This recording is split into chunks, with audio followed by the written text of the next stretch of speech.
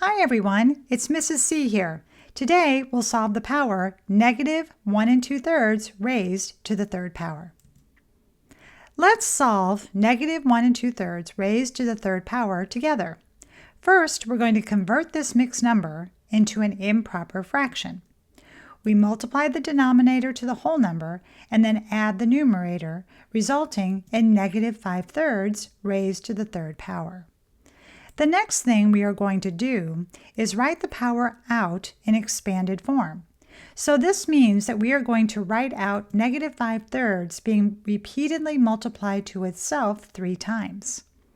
Now, I realize that you may not want to do this step, but if you are just learning about how to solve negative mixed numbers and powers, doing this will probably save you from making the most common mistake ever.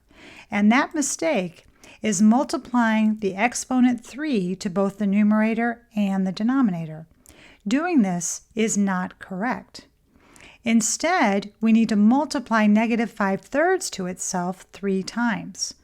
We'll start by multiplying this pair first. Multiplying the numerators, negative 5 times negative 5 equals positive 25. And then the denominators, 3 times 3 is 9. We'll bring down the last negative 5/3 and multiply again. Multiplying the numerators, positive 25 times negative 5 is negative 125. And then the denominators, 9 times 3 is 27. Now, we could leave this in fraction form, but most of the time we are asked to simplify improper fractions like this. To simplify, we need to divide negative 125 by 27. 27 divides into negative 125 4 times with 17 27s left over, resulting in negative 4 and 17 27s.